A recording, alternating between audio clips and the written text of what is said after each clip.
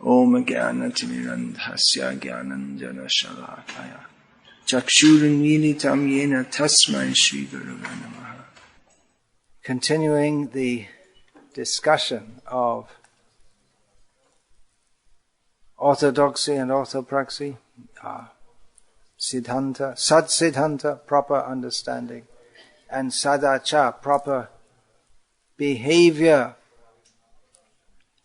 Of course, some people would become upset by such terms.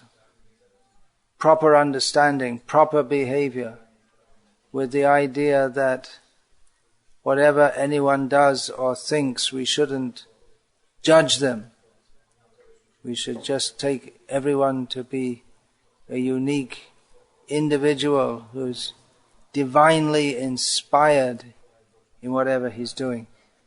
But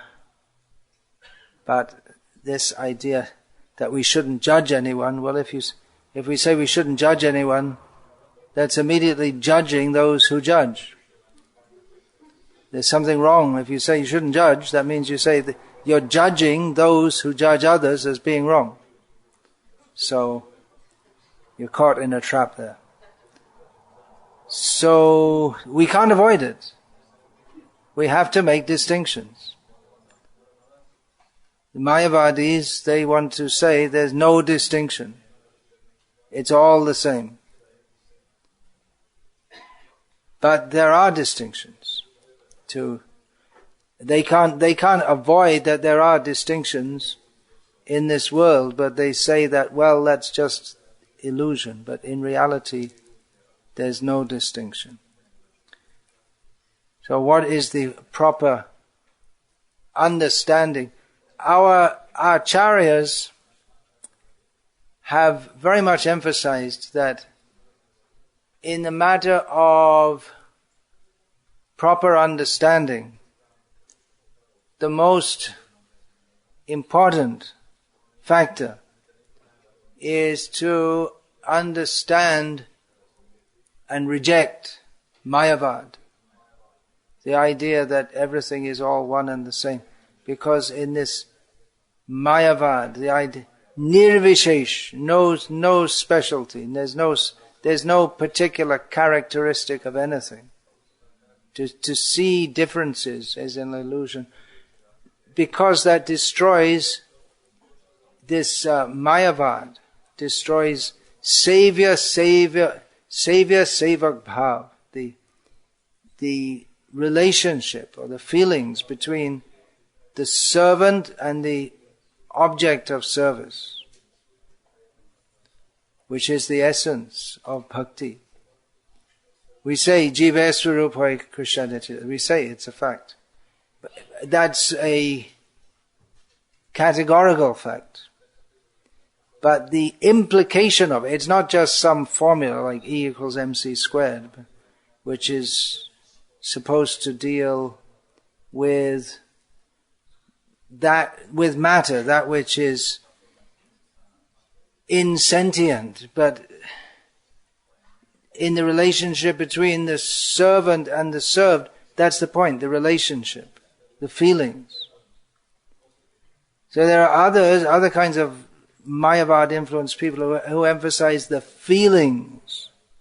They emphasize feelings, but not the proper understanding, the gradation, the position, who is who, and where do we all stand, as Maridha Prabhu was emphasizing this morning in his lecture. Where are we? Of course, that's in terms of what we heard this morning.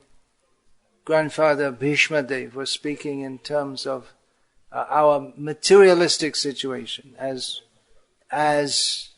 in the Varnashram system, the Dana Dharma, Raja Dharma. What was the next one? No, that was in the third line, wasn't it? Sri Dharma, Bhagavat Dharma, Moksha Dharma. So these all were being emphasized. Moksha Dharma Vibhagasha, Sri Dharman, Bhagavat Dharman. Samasa Vyasa Yogataha. So that's all in terms of our material position. There's gradation in material positions. And that gradation continues in the spiritual condition. But the gradation is the difference is there for exchange of service and acceptance of service and the feeling that is generated, the feelings of love that are generated. Chaitanya Mahaprabhu taught, Prema Pumarto Mahan, to attainment of prema, that is the real purpose, the highest purpose. But that prema, Krishna prema, is on the basis of understanding who we are in relationship to Krishna. Artificially, it cannot be there. If we don't clearly understand that we are meant to be the servant of Krishna. And ultimately, as one becomes so much absorbed in service to Krishna, then at that stage, the feelings become so prominent that the philosophical understanding is not necessary. For the gopis of Vrindavan, the philosophical understanding is not only not necessary, but it actually becomes an obstacle at that stage to their exalted feelings of love for Krishna.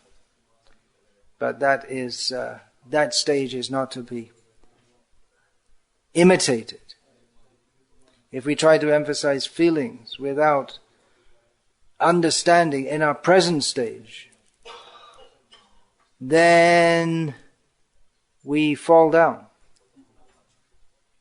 due to lack of spiritual strength. Adhikana labhya siddha deha bhave viparja buddhi janme shaktir abhave. Bhaktivinoda Thakur says that.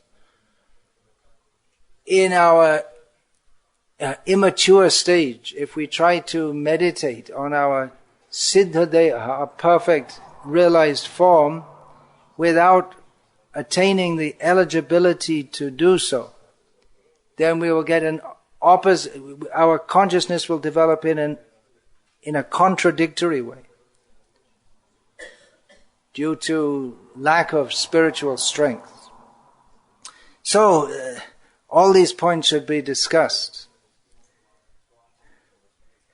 We come here for a festival. We think festival is singing and dancing and being happy, but it's also some understanding is required. It's actually very, in one sense, very simple philosophy, but very, very heavy in the sense that it's very meaningful. It affects our whole life. If we have singing and dancing without this understanding,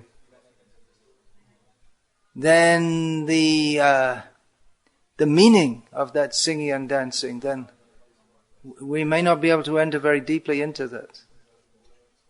O Krishna, O energy of Krishna, please engage me in your service. What are the ramifications of that? Who is Krishna? What is the meaning of that service? So all these points should be discussed. So this verse, or these two verses I was discussing, Samohang sarva bhuteshu name dveshu stina priyaha ye bhajanti tu mang bhakta maite teshu chapyaham. Krishna says, I'm envious to no one, nor do I particularly favor anyone. But I do favor my devotees. I like my devotees more. The apparent contradiction in that. To the extent that apichet sudaracharo bhajate mamananyabhak sadhureva samantavya samyak vyavasito hisa. That a devotee who is not properly situated in proper behavior, even he is to be considered a devotee if he is fixed in his determination to serve Krishna. So, on one hand, everyone is seen equally. There's a major point of Bhagavad-gita. There's one of the first verses everyone learns when we're learning Bhagavad-gita verses. If we don't learn systematically chapter by chapter, but otherwise, most of us, we join a Gurukul at the age of 7 or something, then We may learn chapter by chapter. Otherwise we learn for preaching and for our own understanding. Then one of the first verses we learn is Vidya Vinaya Sampanne Brahmane Gavihastini Shuni Chaiva Shvapakecha Pandita Samadarshinaha. That a learned person is one who sees with equal vision. A gentle and learned Brahmana, Vidya, Vinaya, Brahmane, then a cow, an elephant, dog, a dog eater. You see them all with equal vision. So there's equal vision in the sense that everyone is ultimately a spiritual living being. But there's also differentiation in terms of our present material situation. So we see the crocodile is the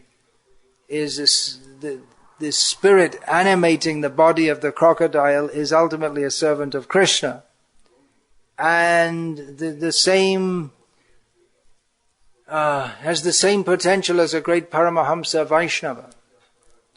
But we bow down to the Paramahamsa Vaishnava and we don't intimately associate with crocodiles or people like crocodiles.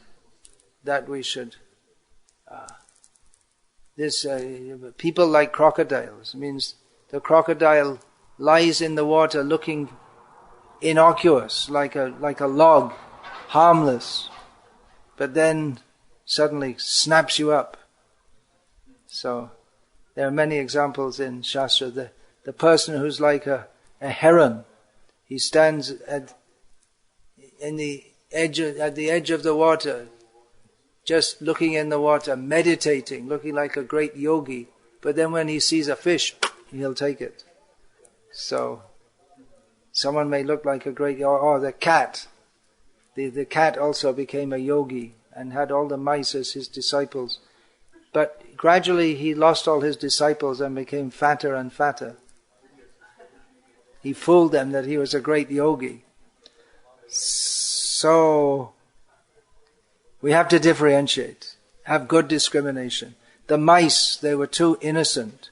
The cat was getting too old and he couldn't catch the mice. So then he just became a yogi and started meditating and told the mice that now I'm old, I'm taking sannyas and I'm going to do a vow of non-violence and fasting. And all the mice were very innocent. They thought, oh, he's reformed. He's become a great yogi. But whenever he got the opportunity, one would come to him because they trusted him. So they would come to him sometimes alone and they wouldn't go back. They turned into cat stool. So they were too trusting. They didn't differentiate. They didn't have enough intelligence to differentiate. And these stories, there are so many. This from Mahabharata, the cat, the heron, what was that? Which creature was that? Which creature was that? Even the jackals wouldn't eat his body. Was that the vulture? He betrayed. I don't know, there's so many, I just can't remember just now who betrayed. Yeah, so even the jackal. There are so many stories in Mahabharata and Hitopadesh which give us some practical intelligence how to differentiate and live in this world, which are also very useful not only for living in this world and dealing with people like crocodiles and herons and ourselves, we also shouldn't be crocodiles and herons, but also spiritually, because if we get a guru who's like a cat, who's gobbling us up, then, we're not going to make much spiritual advancement. So, discrimination. Bhagavad-gita teaches us also, discriminate. First thing, discriminate between spirit and matter. make that. At the one hand, we see equally the cow, the dog, the brahmana, the cow, the dog. On the other hand, we have to discriminate between, and in devotional life, that's the, in surrender, that's the first principle. Anukulyena. Anukulyena sankalpa pratikulyena varjita. We have to discriminate between that which is favorable for our spiritual advancement and that which is, and resolve to follow that, and that which is blocking our spiritual advancement, we should reject that. So that we have to apply this in all fields. What is our association? What is our occupation? What is our lifestyle? How will we live our daily life? In every aspect of life, discrimination is to be applied. So when it's said that this samatvam yoga uchyate, yoga means to be equipoised in heat and cold, happiness and distress, sickness and health, gain and loss, and so on. But at the same time, we have to discriminate between what is proper and what is improper. In fact, this, if you can read also this 11th canto of Bhagavatam, where Krishna talks about that which is favorable, that which is unfavorable, on the material platform, and then ultimately he says, but even this discrimination, if there's too much discrimination between right and wrong, if you're too much concerned with what is pure and impure, that's also an impediment to spiritual advancement. And then Uddhava, who he's speaking to, asks that, well, you gave the scriptures, and the scriptures are full of all this stuff about what's good and what's bad, so what's the proper understanding of all this? So, and then Krishna gives that verse which comes out in Bengali in Chaitanya Charitamrita as this Dvaite bhadra bhadra gyan e shabram e bhalo e manda shab monodharma. So in this world of duality, to consider what is auspicious and what is inauspicious, what is good and what is bad, is all on the mental platform.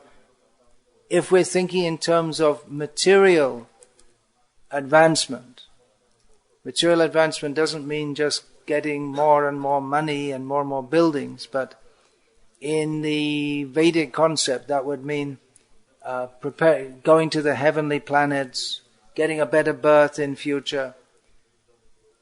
So all these things considered on the material platform, it doesn't really take us anywhere. It takes us round and round in circles. That's all. Gata gatam kama kama labhanda. You go up to the heavenly planets, you come back down again. So again, we come to Siddhanta. What is the proper understanding of all the scriptures? That we're meant for surrendering to Krishna. And whatever is favorable for that, we accept. Whatever is unfavorable, we reject.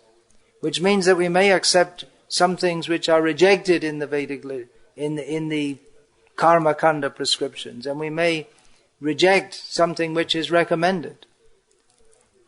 For instance, according to Shastra, no one is supposed. If a member of the Varnashram system crosses over the ocean, then he's rejected from the Varnashram system. He loses his purity.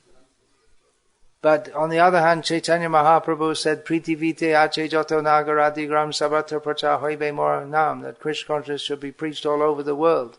And he especially wanted Indians to do that. Bharata bhumite hoilo manusha janmaja janma shata kori koro para upaka. That Indians especially are meant for, and Indian means who has got a human birth in India, they should make their life perfect and act for the welfare of others. So there are different prescriptions, and what is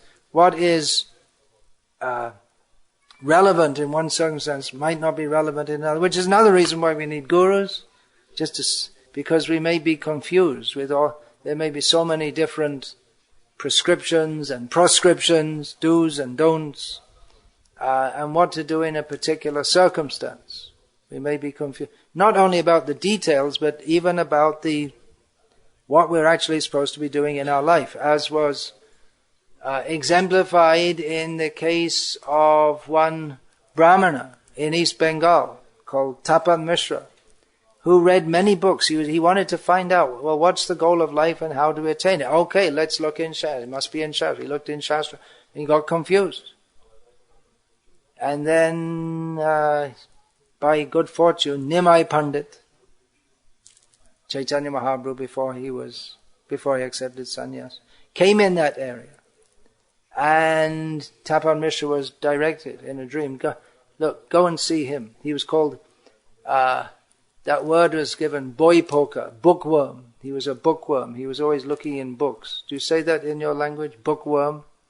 He had his nose in the book all the time.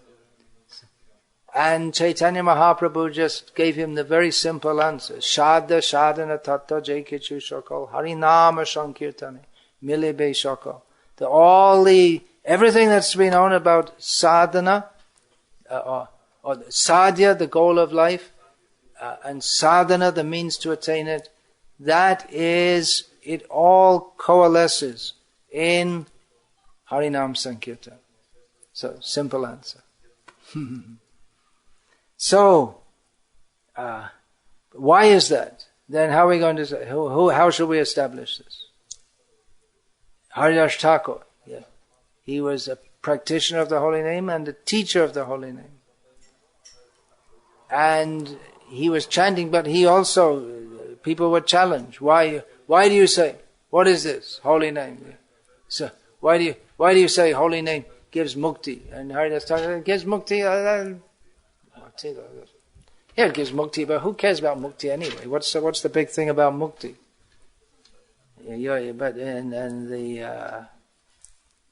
This Gopal Chakravarti, he became upset. People are they're working hard for many, many lifetimes to get mukti, and you just say it's something insignificant which comes merely as a byproduct of chanting the holy name, which even a baby can do. A baby can do, but you can't do it. Because you're envious. So, Haridas Thakur was able to uphold that position by quoting so many shastras. So this discrimination is required. Discrimination on the basis of shastra. Now we can't read all the shastras and understand all the shastras. We don't have time, we don't have the intelligence, we don't have the inclination, we don't have even all the shastras, even if we wanted to, because so many of them are not extant in the world today. So that was the beginning of Srimad Bhagavatam, when the rishis at Naimisharanya, they asked that, well, there are so many shastras, but we don't have, in Kali Yuga, we don't have time, we don't have the intelligence, people in general, the Prayanal Paisho Sabya Kalavasmin Yuge Janaha Mandasu Mandamatyo Manda Bhagya Yupadruta.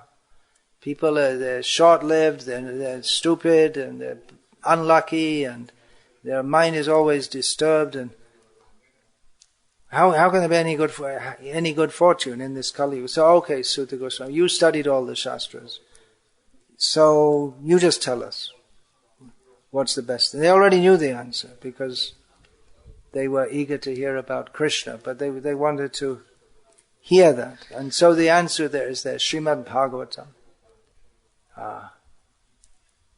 Purana Okatanot, what is that? Krishna Swadhamo Bhagate Dharma Jnana Devi Saha Kalo Nashta Dirshamesha Puranako Dunoditaha.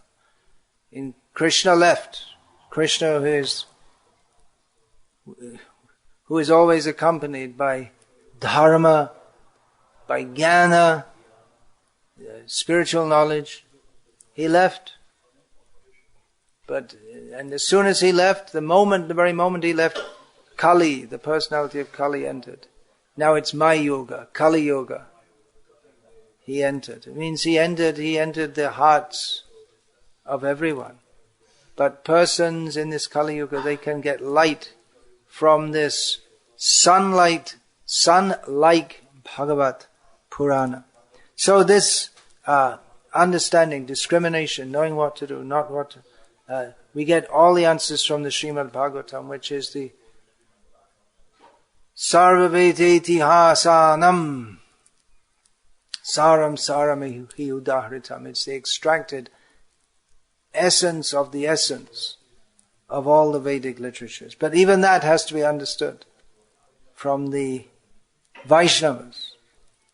So therefore we're enjoying Jao Bhagavata Paro Vaishnavastane. We have to understand from the Vaishnavas to get the clear vision, clear understanding. And we have to keep on absorbing that proper understanding.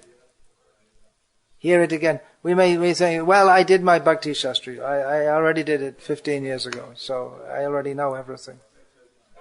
But we have to hear it again and again. We may be surprised to hear Srila Prabhupada again and again saying what seems to be very basic things. I myself was surprised, and the last time I had physical darshan of Srila Prabhupada in October 1977, preaching to all his big men around him, big leaders, and talking about how we have to control the senses. I was surprised. Here's Srila Prabhupada in Vrindavan with all his big leaders around him after so many years of preaching, and he's talking about how we have to control the senses.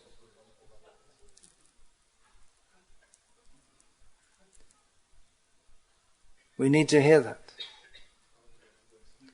As long as we haven't controlled the sense. And if we think we have controlled the sense, we better just check to make sure. Just like, I don't know about now, but it used to be, before you go on a journey, especially in hot weather, in India or somewhere, you better check you have water in your radiator. Otherwise, every journey, you have to check. You may say, well, I checked so many times, there's no problem. And people think, you don't have to put a seatbelt. I drove so many times, there's no problem. I never had an accident. Well, you don't know. There are accidents even on the royal roads, as Srila Prabhupada wrote. So we have proper discrimination. What is the right path? What is the right association? What is the right food? The Buddhists, they emphasize this a lot. The right action. But of course, because they have the wrong siddhanta, everything they say is right is actually wrong. Even though it may seem very good, but because they got the wrong idea, then everything they do is wrong. I mean, you may think, well, it's very good, ahimsa, and they believe in reincarnation, but at the outset, they reject that there's any Atma. So if there's no Atma, then where's the question of any love of God? So it's the whole thing. Even though it may look very good, very peaceful and calm and controlled, but it's all wrong, beginning to end, back to front, top to bottom, inside out. It's all hellish, because there's no personality. So a proper understanding is the basis of continued proper action.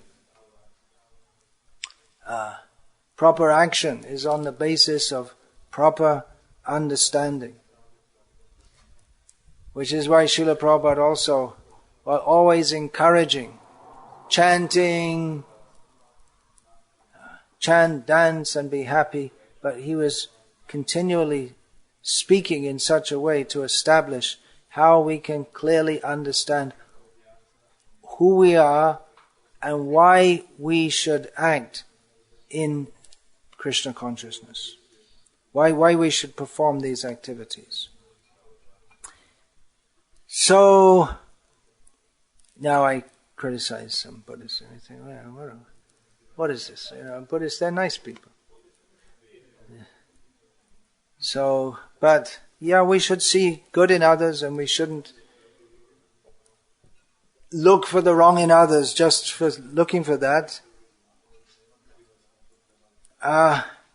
But we should also understand what is right and what is wrong. And And again, we shouldn't just think, well, because someone's with us, they're right, and if someone's not with us, if they're not with us, they're wrong. That must be. If they haven't come to this point of Krishnastu Bhagavan Swayam, then they're missing. They're not on the right path. They may have some good things, but not properly on the right path. And it's not just that just because someone walks in the door of ISKCON and has a tilak on and says Hari Bol, that they are properly situated. We have to see this according to the teachings of Shastra and the Acharyas, and to hone our intelligence by constant hone means to, you know what that word means? Yeah. Means to by constant application of our mind to these principles and understanding.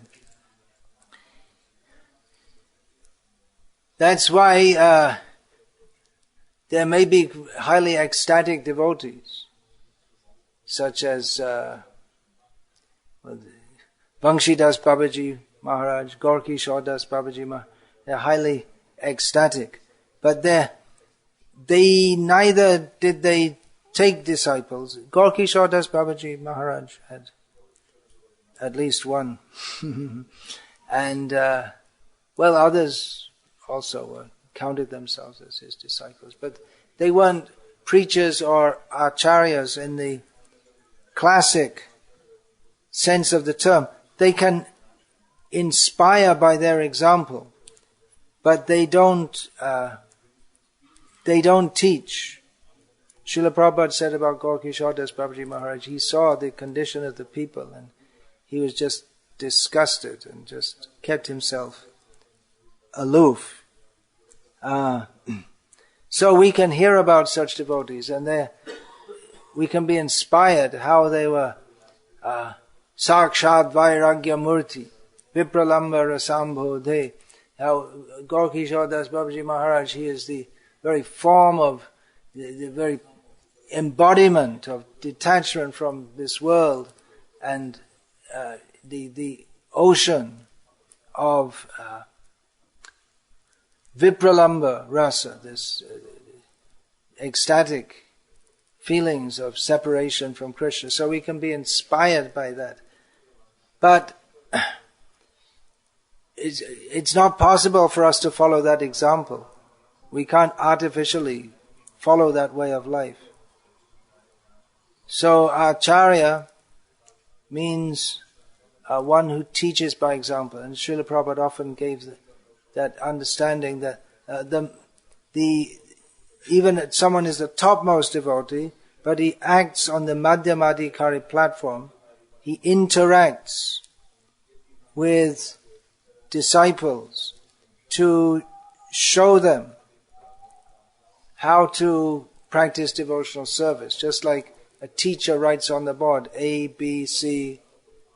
He doesn't need to do it for himself, but he does that to show the students, the children, how to learn that, so they can also gradually go on to read and write, and in this way have access to so many branches of knowledge.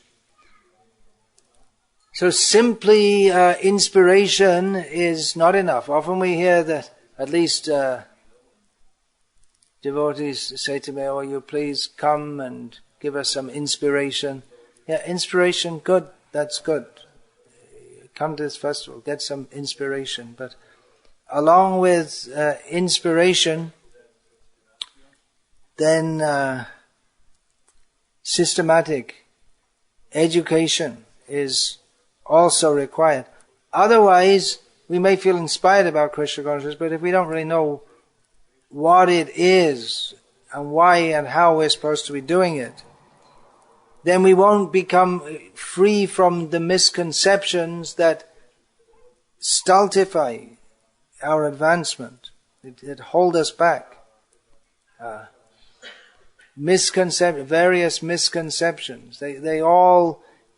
Various misconceptions take various forms which impede our Savior Sevak Bhav, the feelings which come from fully surrendering ourselves as a servant to He who is the only one who is worthy of accepting us, who is the proper one to accept our service, namely Krishna. So education is required also. We may be inspired to chant Hare Krishna by some festival, but then we don't maintain it. We may not maintain it at the same level. We have to get constant inspiration and guidance by systematic education, understanding what are the principles of Krishna consciousness. So, as we see in our movement at the present time, there can be a tension in preaching and in practice between correctness, philosophical correctness, and correctness in action in devotional service, what we should do, what we should not do, and extending Krishna consciousness to others, being liberal in extending Krishna consciousness to others. Mahatma Prabhu this morning gave a talk. I actually asked him to give that on the being a strict practitioner of Krishna consciousness and a liberal distributor of Krishna consciousness. So there can be some kind of tension between that, because if one wants to practice very strictly, but one is also trying to extend oneself and offer Krishna consciousness to others, there may be a fear that if we practice very rigidly, they may be turned off by that. They may think, it's too difficult for me.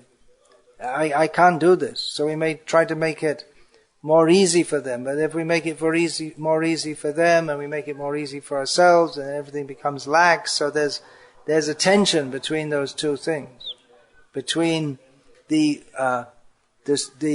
strictness or the concentration and the focus that's required. Tivrena bhakti yogena yajita purusham param. The intensity that's required in Krishna consciousness. There's a tension between that intensity that is required to become fully absorbed in Krishna and become free from material illusion. There's a tension between that and trying to extend Krishna consciousness to persons who are a long way from Krishna consciousness and who maybe feel intimidated by such rigidity of practice, and who don't understand why it should be done, so they're not inclined to do it.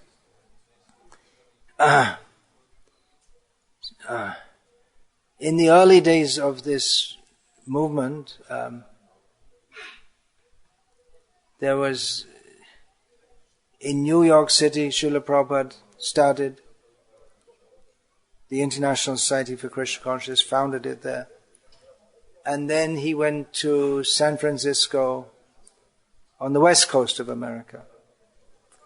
And there was a different mood in New York and in San Francisco. In New York, the devotees tended to be more strict, more philosophical. And in San Francisco, the hippie land, and the idea was just let everyone come and chant Hare Krishna, because there were so many hippies there, and they loved to chant and dance and take prasadam, but they weren't. Not so many hippies were inclined to give up free sex and drugs, and the whole ethos of hippiedom was a rebellion against a structured lifestyle. So even the devotees, those who became more serious and took initiation, from Srila Prabhupada, even they were not, so they had a freewheeling spirit, and they weren't, of course this is a generalization, but it's valid from what I understand. I wasn't there at the time. There was a spirit, just give Krishna consciousness, don't worry too much about so many rules. They're just people come and chant with us and dance and take prasadam, and even there were initiated devotees who, around just close to the temple, storefront temple, there was a donut shop which devotees were fond of frequenting, even though Srila Prabhupada told them again and again and again, the devotees, they didn't even take the order of their guru very seriously, whereas in New York, headed by Brahmananda, who from the very beginning took Srila Prabhupada very seriously, and he was clearly the leader in New York, and he set this mood that we just have to do what Prabhupada says, and they accepted Srila Prabhupada really as their guru, whereas in San Francisco, and again I'm generalizing, it was more like Prabhupada was this far out old man, like some wizard came from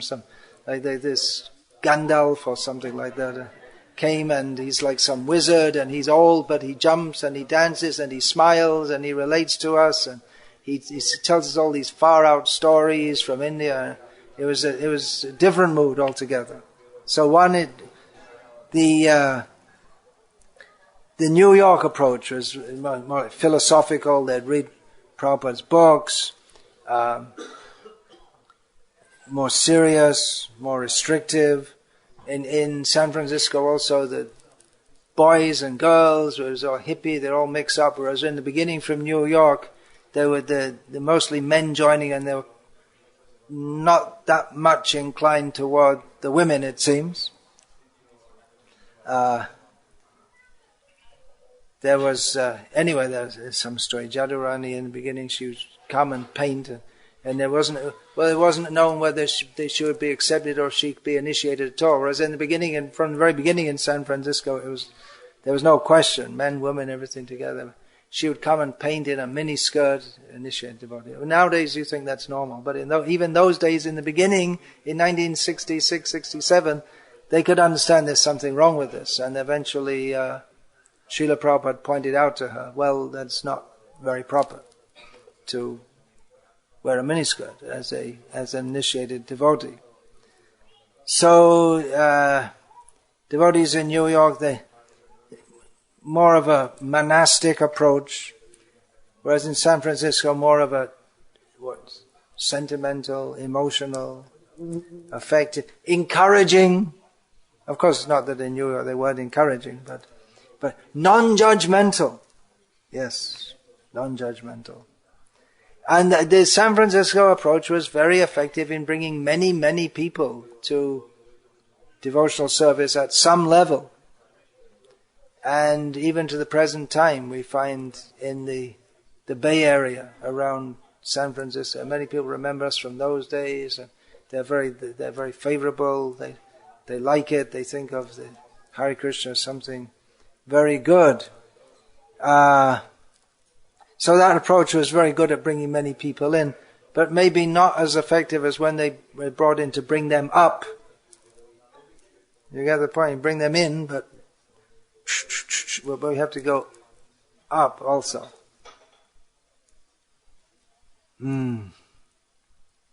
So that overall, that more restrictive approach, it gradually became more, of course I'm speaking in very general terms, it became more prominent in ISKCON, and Srila Prabhupada himself gradually introduced more and more rules. In the beginning, there was no morning program. There was no there was a morning program in New York 3 days a week starting at 7 o'clock. There was no Mangal Arati. Prabhupada introduced that later. The Guru Puja, as far as I know, was introduced as late as 1974. Spontaneously, it seems, by Tamal Krishna Maharaj. well, it was done one day, and then Prabhupada said, okay, we'll do this every day.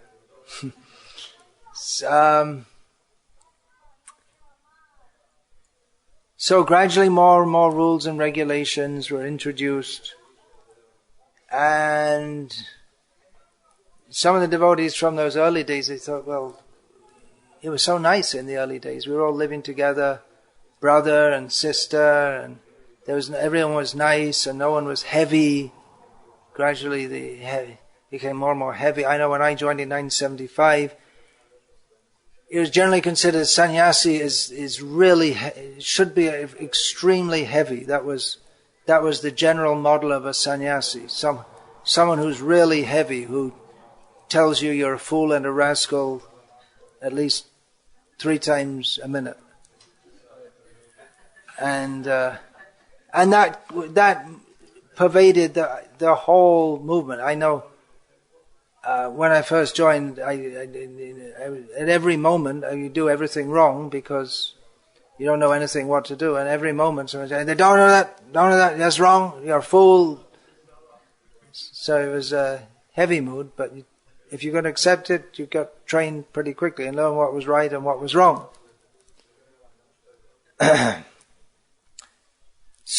But it seems that heavy mood that also produced some discontent. There's maybe some egoism in it. One of the first 11 gurus who, after becoming a guru, after Srila Prabhupada passed away, had the opportunity to indulge in his childhood fantasies of being a rock star. And one of the songs he made on the album was "Guru, Guru on the wall, who is the heaviest of them all?" Making a parody of the... and it used to be like that. In Mayapur, the Mayapur festival, there were 11 Vyasa sons surrounding Prabhupada's Vyasa sons. Hardly any space in the temple room after all of that. I mean, the temple room wasn't so big at that time. And it was like a competition. The most prestigious guru the more prestigious ones would have the opportunity to give the Bhagavatam class on the days closest to Gaur Purnima. And it was almost like, who's going to give the heaviest class? That was... I mean, it wasn't stated, but it was understood. Who's going to knock them out the most with the heaviest class that everyone walks on? I remember one of the sannyasis saying that everyone's just interested in sex life. Even our devotees, people even take sannyas just to attract women. Really? That's a pretty heavy thing to say.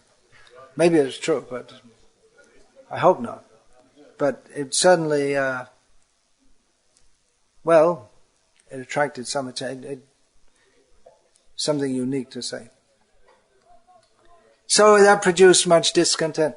Even one of our most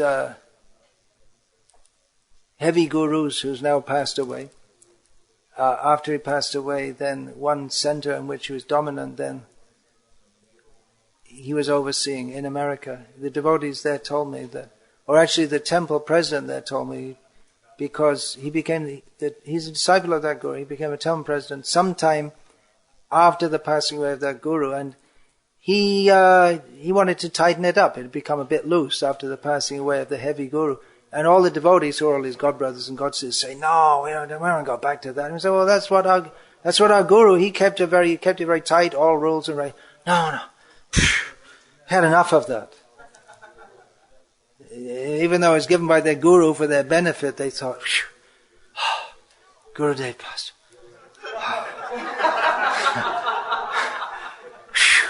What a relief. They wouldn't say that directly, but indirectly by saying that, they'd say, "No, we don't want to go back to that." I mean, that's what they're saying.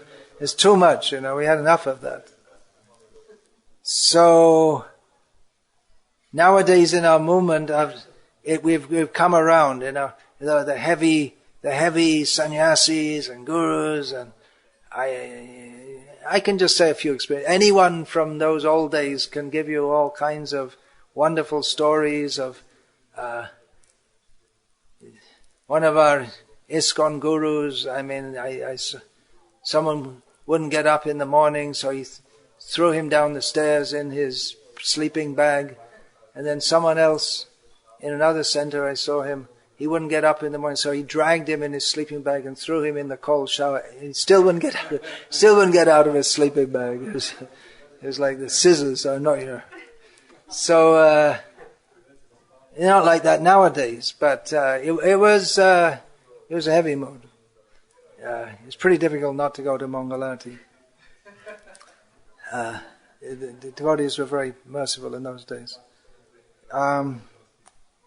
But it provokes, so it's like swung the other way, and now we're all very compassionate and kind and non-judgmental, and you don't have to go to Mangalati, and you don't have to this, and you don't really have to do anything. It's true, you don't have to do anything. It's actually a fact. You don't have to do anything. You don't even have to chant 16 rounds, you don't have to chant 1 round, you don't have to chant Hare Krishna. The only problem is that you stay in the material world, and you don't get love of Krishna. So, rules and regulations have a purpose. So the idea, well, let's just be nice to people. Well, okay, well, Mother Teresa was also nice, but she didn't take anyone back to Godhead. Although maybe some of our devotees think that she did, but personally I doubt it very much how a cow eater went back to Godhead.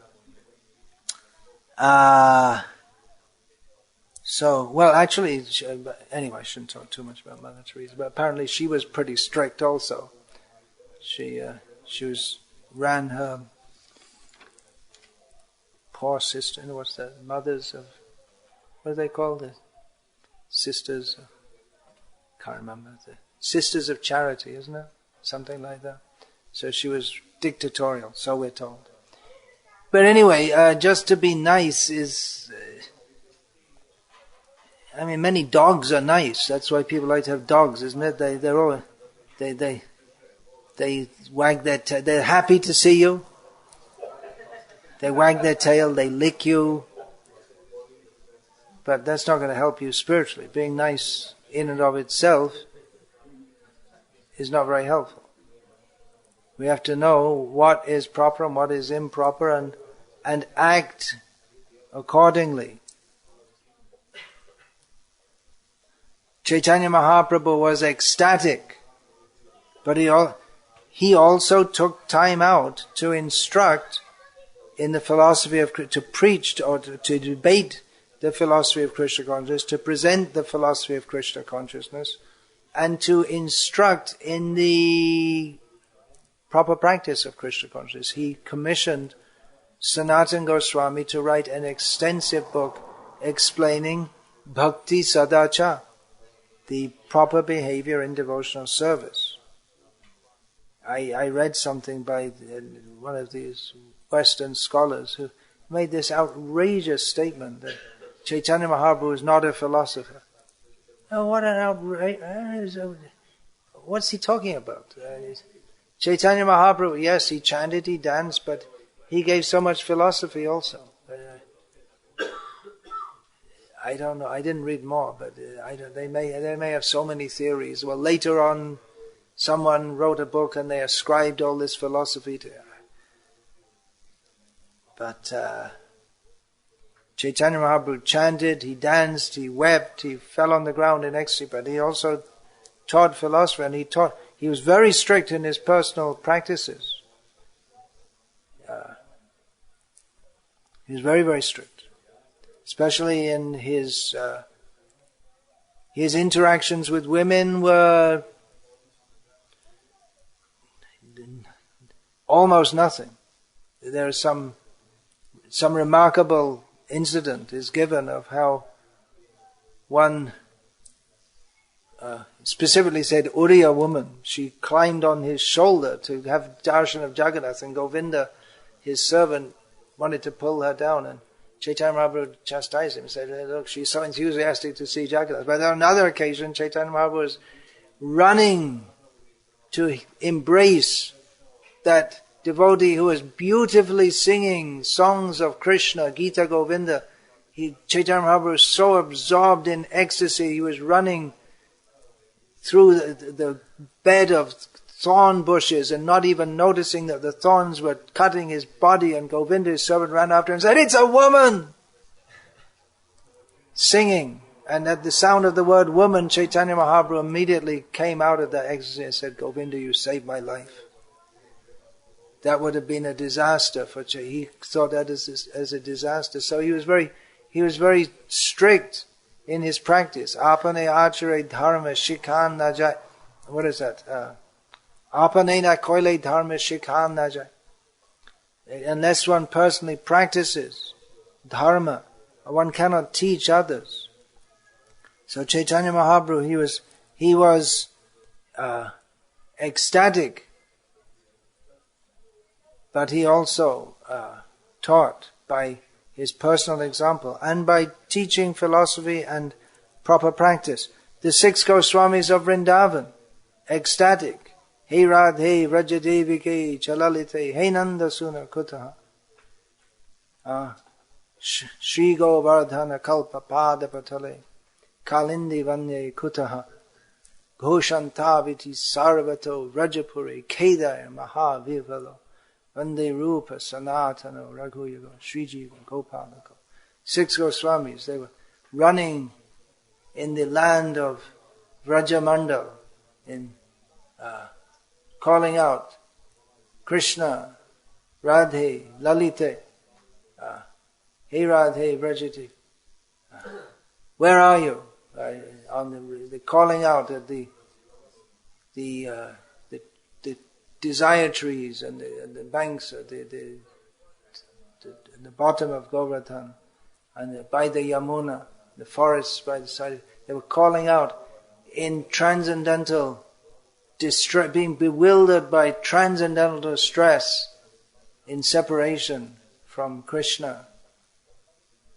But they were also Nana Shastra Vicharanaika Nipuno Saddharma Sangstapaka Lokanam Hitakarino Tribhuvane Manyo Sharanyaka. They were engaged in deep Shastric study for the purpose of benefiting others. So they wanted to show what is the right understanding. Especially Jiva Goswami did that in great detail, Rupa Goswami. And then introducing Bhakti Ras, Rupa Goswami's contribution. One devotee here who doesn't like or shy to be announced has made a study how Rupa Goswami has his contribution, how he is, of course that's known, but in detail, some analysis, how he is this rasa from dramatics, he has applied that to bhakti, which is actually the original. So the contributions of the Goswami, great scholastic contributions, which give the basis to the philosophical basis to the Gauriya Sampradaya. Without that, simply being ecstatic and having good feelings, then we get the Al-Baul, Kartabhaja, Nera Neri, Jat Gosai, and so on. Saki Beki, Churadari, Gauranga Nagari, and so on. 13 Tota Babaji has listed. 13 opera sampradaya, because they don't have the proper basis in understanding. Hey, one way neither of us got in that is sahajya. that Bhaktistan Saraswati Thakur grouped them all under sahajya, prakrita sahajya. So what about statements then? Well, you bathe in Radha Kund and you'll get prem, following in the footsteps of the assistants of Radharani. Hear Chaitanya Lila and you'll get prem. So those statements are true, but that doesn't negate everything else that Chaitanya Mahaprabhu taught.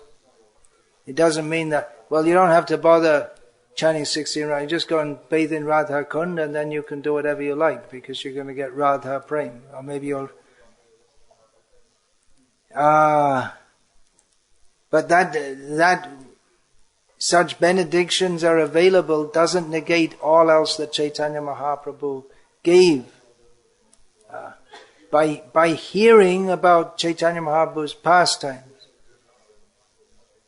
we should get the inspiration to follow Chaitanya Mahaprabhu's teachings, by which Ado Shraddha Tata Sadhu Sangha Atha Bhajana Kriya Tato Anartha Nivriti. So the whole that should give the inspiration to follow the process by which we come to the level or the development of, or the rediscovery of Krishna Prem.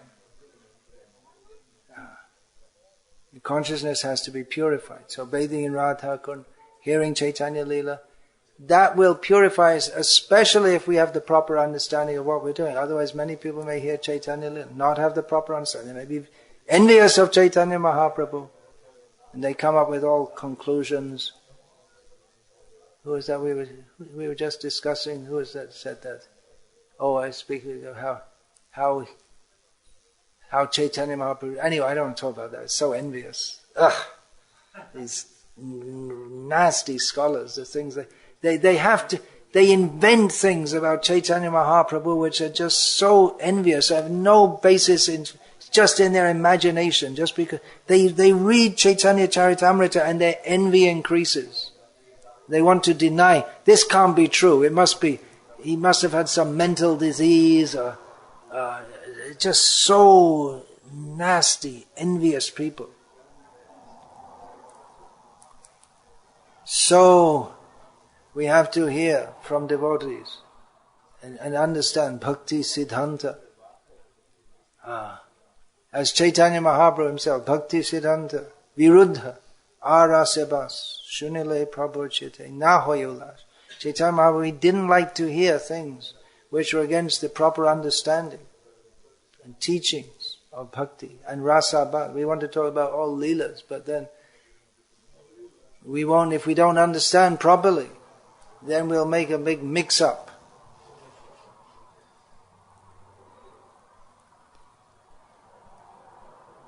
So that should, that Krishna Prem, Chaitanya Mahaprabhu came to give Krishna Prem. Krishna Prema Prada, we prayed to Chaitanya Mahaprabhu as Krishna Prema Prada, the one who comes to give Krishna Prema. But how does he give it?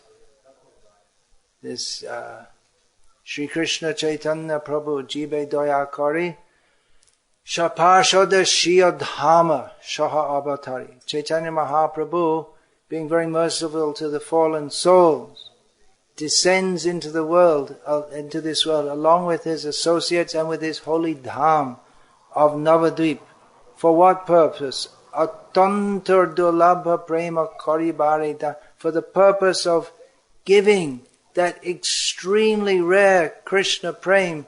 This is why he comes. And how does he give it? Shikai Sharanagati Bhakatera Pra. He teaches the process of Sharanagati, of how we take shelter of Krishna. Anukulyasya sankalpa pratikulyasya varjanam rakshishati vishvasa guptvidve varanam tata atma nikshepa karpanye sharvidha sharanagati. Learning what is conducive for advancement in devotional service and accepting it. We have to. How will we know? How will we do what's conducive for advancement in devotional service if we don't know? And how will we know what's conducive unless we understand what Krishna consciousness is? We need to understand. And how are we going to understand what to give up? We have to give up that which is not conducive for advancement in devotional service. Then faith, Krishna will protect us, Krishna will maintain us. And the spirit of just completely giving ourselves to Krishna. And karpanya, the feeling of of wretchedness, dainya, the feeling of being very fallen. So Chaitanya Mahaprabhu teaches this. Teaches. Krishna Prema is inherent in everyone, dormant in everyone. But still we need to know the process to follow to awaken that dormant love of Krishna. So hearing about Chaitanya Mahaprabhu's pastimes, visiting the holy places, that is purifying in itself, and it gives inspiration, should give inspiration to follow everything else that is needed so that one can advance more and more and more in Krishna consciousness. It's not a substitute for going to Vrindavan or hearing pastimes of Chaitanya Mahaprabhu. It's not a substitute for applying ourselves seriously in devotional service. Rather, it should be an impetus for us to do so, that we want to join the pastimes of Chaitanya Mahaprabhu. So we have to become eligible for doing so. How do we become eligible? We follow the process that Chaitanya Mahaprabhu gave us. He wanted to bring us to him, but then we have to become qualified for that. And he taught us how to do that. And of course, for one who is already fully purified, when they hear the pastimes of Chaitanya Mahaprabhu, it's not just an inspiration, but it becomes their very life. And this whole point of following strictly from, oh no, it's following strictly from. But for one who is actually absorbed in that, then automatically they don't have to think, should I do this, should I do that? They automatically act in a way which is pleasing to Krishna. Hare Krishna. So that's it. Time for Gaur Arati. Alright, so we finish that. Shri Shri Gauranitai ki jai. Srila Prabhupada ki jai. Hare Krishna.